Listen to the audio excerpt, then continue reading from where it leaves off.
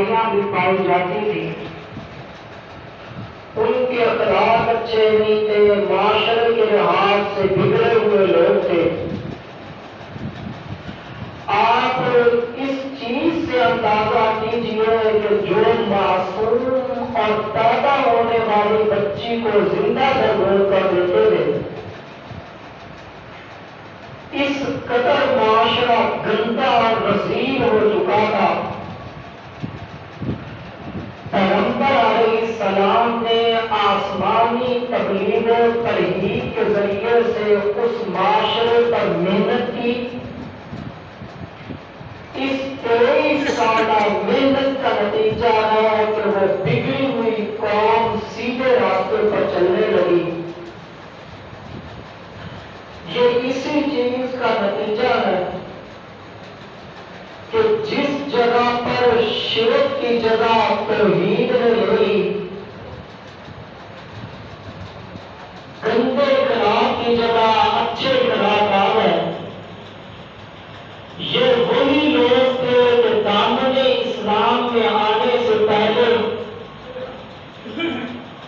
ان کی دشمنیاں جدی کشتی چلا کرتی تھی، انسانی جان کو چوہے کی جان کے برابر نہیں سمجھا جاتا تھا۔ تھوڑی تھوڑی بات پر لڑائیاں چلتی اور کئی کئی صدیاں چلتی رہتی تھی۔ پیغمبر علیہ السلام کی تبلیغ اور محنت کا یہ نتیجہ ظاہر ہوا کہ وہ لوگ جو ایک دوسرے کی جان لیا کرتے تھے، ایک دوسرے پر جان نچھاور کرنے والے بن گئے۔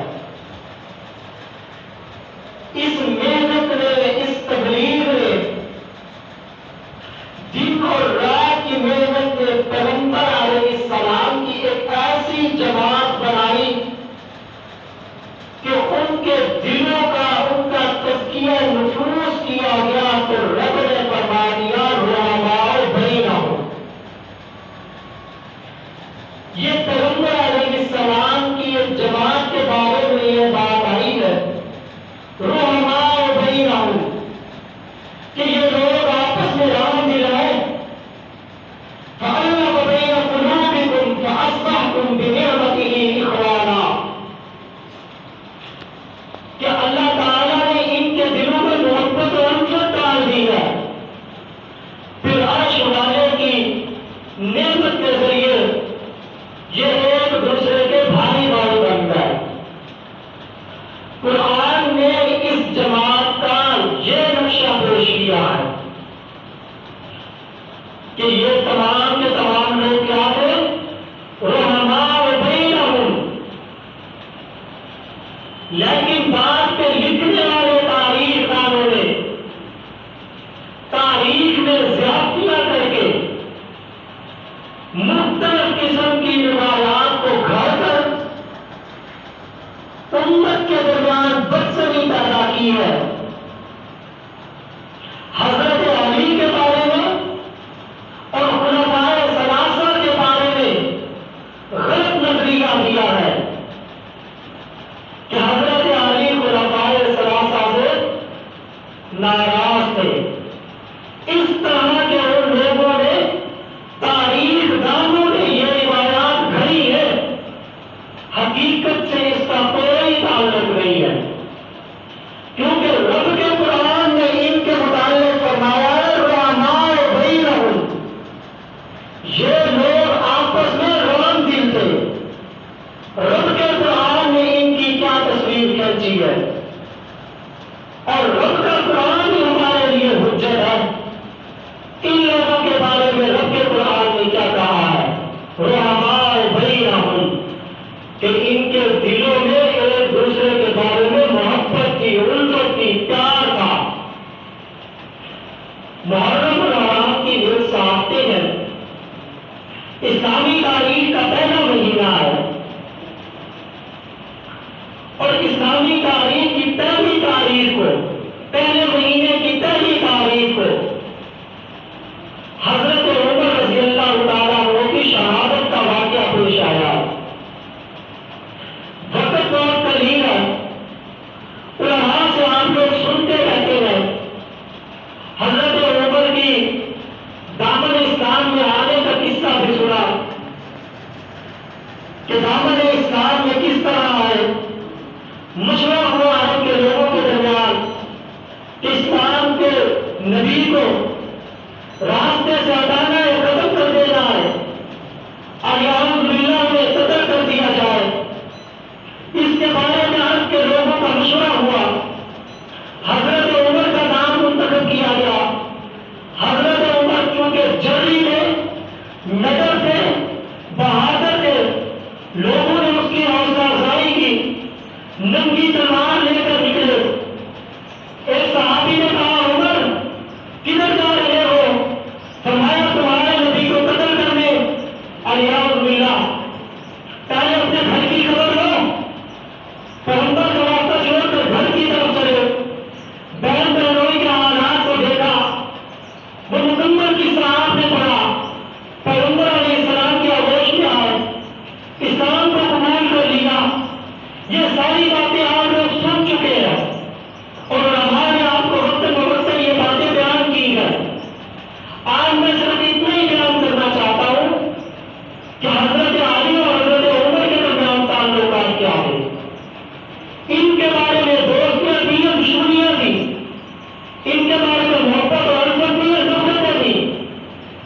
آخر تاریخ دانوں نے اس کے بارے میں کیا لکھا ہے اور پیغمبر کی احادیث اس کے بارے میں کیا بتاتی ہیں اور ان کے اقوال ان کے بارے میں کیا بتاتے ہیں؟ سیدہ فاطمہ رضی اللہ تعالی عنہا جب ان سے نکاح کے لیے حضرت علی کرم اللہ کو جا رہے پیغمبر علیہ السلام کی گئے تو ان کو بھیجنے والے سب سے پہلے حضرت ابو بکر اور عمر تھے. اس نکاح کا مشورہ دینے والے کہ جاؤ پیغمبر علیہ السلام کے ساتھ سیدہ فاطمہ رضی اللہ تعالیٰ عنہ کا رشتہ طلب کرو. تو یہ حضرت ابو بکر اور عمر کے کہنے پر پیغمبر علیہ السلام کی خدمت میں حاضر ہوئے. میرے آقا نے پوچھا علی کس طرح آئے ہو؟ تو حضرت علی نے اپنی خواہش کا اظہار کیا. تو پیغمبر علیہ السلام نے حضرت علی کی بات کو قبول فرمایا. حضرت علی خوشی اور مسرت سے جھوم اٹھے. یہ دربار رسالت سے باہر آئے تو حضرت ابو بکر عمر کھڑے تھے جو حضرت علی کی انتظار کر رہے تھے. حضرت ابو بکر عمر کھڑے تھے اور حضرت علی کی انتظار کر رہے تھے. تو حضرت علی فرماتے ہیں کہ میں جا کر حضرت ابو بکر عمر کو یہ بات کہی کہ پیغمبر علیہ السلام نے میری بات کو قبول کر لیا ہے. تو حضرت علی فرماتے ہیں فَرِحَ بِذَلِكَ فَرْحًا شَدِيدًا. اس پر حضرت ابو بکر عمر انتہائی خوش ہوئے. فرحًا شدیدًا انتہائی زیادہ خوشی ہوئی. تو اس سے ثابت ہوتا ہے کہ حضرت علی سے ابو بکر عمر کی دوستیاں تھی، کوئی دشمنی نہیں تھی. یہ نہیں غلط عقیدے والوں نے باتوں کو پھیلا رکھا ہے کہ ان کے بارے میں. غزوہ خندق کا واقعہ ہے. مسلمانوں کے مقابلے میں عرب کا ایک جری پہلوان ہے. عامر کے نام سے وقت بڑا بڑا آدمی ہے، پہلوان ہے. مسلمانوں کی طرف دیکھ کر کہنے لگا حل من مبارک، کوئی ہے تو میری دعوت مبارک کو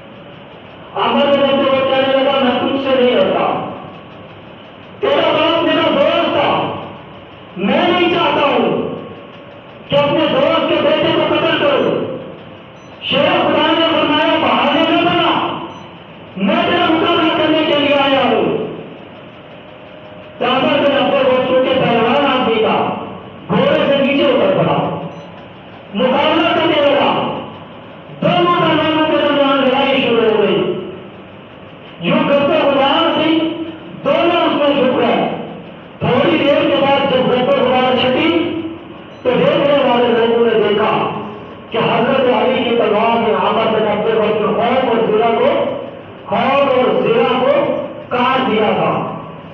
عامر بن عبد الوہاب دھڑام کر کے زمین پر گرا. صحابہ نے یہ دیکھا تو نعرہ تکبیر کو بلند کیا. تو حضرت علی فرماتے ہیں یہ اپنی کتابوں میں نہیں ان لوگوں کی کتابوں کا حوالہ پھیلا. وہ لوگ حضرت عمر اور حضرت ابو بکر کے بارے میں یہ برے خیالات پھیلاتے رہتے ہیں. یہ ان کی کتاب کا حوالہ ہے. فقال بکری نہ ہو فقبنا رأس علی. حضرت ابو بکر عمر کھڑے ہوئے اور حضرت علی کے سر کو چوم لیا. اس سے ثابت ہوتا ہے کہ ان کے درمیان دوستیاں تھی, محبتیں تھی, پیار تھا, کوئی بغض و عناد نہیں تھا, کوئی نفرتیں نہیں تھی. اگر نفرت ہوتی تو اس طرح خوشی اور پیار کا کبھی اظہار نہ کیا جاتا. یہ پیغمبر علیہ السلام کی محنت کا نتیجہ ہے کہ ان لوگوں کے بارے میں آپ کا قرآن کیا کہتا ہے؟ رحماء بینہم, کہ یہ لوگ آپس میں رحم دل تھے. خلافت کا واقعہ پیش ہے. سیدنا صدیق اکبر رضی اللہ تعالیٰ عنہ کی وفات کا وقت قریب ہے. سیدنا صدیق اکبر رضی اللہ تعالیٰ عنہ نے چند مسائل اور وسائل تعلیم فرمائے. یوں کھڑکی سے باہر نکل کر لوگوں کی طرف دیکھا. ایھا الناس, اور لوگوں, انی قد علمت عہدا, بے شک میں تم سے ایک وعدہ لیتا ہوں. اب ترضا نبی, کیا تم اس وعدے پر راضی ہو؟ فقال الناس, چونکہ لوگ اس وقت جمع ہے. خلیفۃ المسلمین کا آخری وقت ہے. خلیفہ اول بلا فخر سیدنا صدیق اکبر کلمہ کیا. فقال الناس, لوگوں نے اس وقت کہا رضینا یا خلیفہ رسول اللہ, اللہ کے رسول کے خلیفہ ہم آپ کی اس بات پر راضی ہیں. تو سیدنا صدیق اکبر نے فرمایا اب کیا تم اس بات پر بات کرو گے لمن کی آزر کتاب, جس کے بارے میں نے اپنے بعد خلافت کا نام تحریر کر دیا ہے. لوگ ابھی خاموش ہیں کہ ایک طرف سے آواز اٹھتی ہے نہ ہم تیری بات کو تسلیم نہیں کرتے. لوگوں نے دیکھا کہ کون ہے خلیفہ مسلمین کی بات کو جھٹلانے والے. ملک کا دیکھا تو حضرت علی ہے. فرمایا علی, کیا تم راضی نہیں ہو کہ جس شخص کا میں نے اس رکے پر لکھ دیا ہے تم اسے میرے پاس خلیفہ بنو؟ حضرت علی نے فرمایا لا نرضى الا ان يكون عمر بن الخطاب, ہم آپ کے بعد عمر بن الخطاب کے علاوہ کسی کے نام پر راضی نہیں ہوں گے. تو اس سے ثابت ہوتا ہے کہ حضرت علی بھی چاہتے تھے کہ صدیق اکبر کے بعد جو خلیفہ بنے تو سیدنا فاروق اعظم بنے. ایک موقع پر حضرت علی نے فرمایا فاشار علی, حضرت علی رضی اللہ تعالیٰ عنہ نے فرمایا کہ صدیق اکبر نے اپنے بعد مسلمانوں کا خلیفہ حضرت عمر کو چن کر غلطی نہیں کی ہے. حضرت علی فرماتے ہیں کہ جس طرح صدیق اکبر کے بعد مسلمانوں نے حضرت عمر کے ہاتھ پر بیعت کی تھی, میں نے بھی اس طرح حضرت عمر کے ہاتھ پر بیعت کیا. تو اس سے ثابت ہوتا ہے صدیق اکبر پر بھی ہاتھ بیعت کرنے والے حضرت علی تھے, اور اس کے بعد فاروق اعظم کی خلافت پر بھی حضرت علی نے بیعت کی تھی. کیونکہ وقت ختم ہونے والا ہے, آخری بات عرض کرتا ہوں. سیدنا علی کے بیٹے محمد بن علی المعروف محمد بن حنفیہ، جسے ہمارے تاریخ دانوں نے اپنی کتب کے اندر محمد بن حنفیہ سے پکارا ہے، یہ حضرت علی کے بیٹے ہیں، تاکہ لوگوں کو پتہ نہ چلے کہ یہ محمد بھی علی کا بیٹا ہے۔ یوں انہوں نے چال چلی ہے۔ محمد بن علی یہ اپنے باپ سے موقع پر سوال کرتے ہیں، ایو خیر الناس بعد نبی اللہ، اے میرے بابا جان، اس کائنات پر اللہ کے نبیوں کے بعد سب سے افضل ترین انسان کون ہے؟ حضرت علی نے فرمایا بیٹا ابو بکر ہے۔ تو بیٹے نے کہا ابا جان اس کے بعد کون ہے؟ سننا عمر۔ تو حضرت علی نے فرمایا کہ بیٹا ابو بکر کے بعد عمر ہے۔ تو یہاں پر دیکھو کہ حضرت علی رضی اللہ تعالیٰ عنہ انبیاء کی مقدس جماعت کے بعد سب سے افضل ابو بکر کو مانتے تھے، اس کے بعد عمر کو مانتے تھے۔ تو اس سے ثابت ہوتا ہے کہ ان لوگوں کے درمیان محبتیں تھی، الفتیں تھی، پیار تھا، کوئی اراد نہیں تھا۔ اگر ان کی یہ بات کو مان لیا جائے کہ ان کے درمیان دشمنیاں تھی، تو آنے والے لوگوں کے سامنے اسلام کا مقدمہ کیا پیش کیا جائے گا؟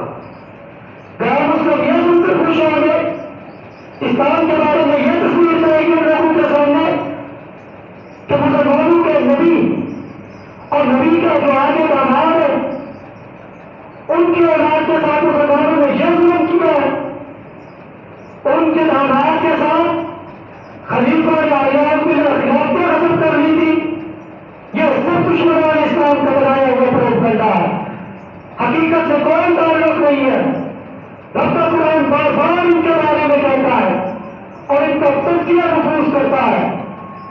رب کا قرآن ان کے بارے میں فرماتا ہے اولئک هم المؤمنون حقا، یہ لوگ جو 23 سال ہونے کے نتیجے میں پیغمبر علیہ السلام نے اس دنیا کے اندر نعمتوں کے جو جماعت بنائی ہے، یہ پکی اور پکی مومن ہے، جن کا تزکیہ نفوس اللہ کا پیغمبر کرے اور اس کے اوپر حکم وہ خود لگائے، ان کے ایمان پر شک کرنے والا بغیر اسلام سے مارے گا۔ تو ان واقعات سے کیا ثابت ہوا کہ ان لوگوں کے درمیان محبتیں تھی، الفتیں تھی، پیار تھا، کوئی بزرگار نہیں تھا۔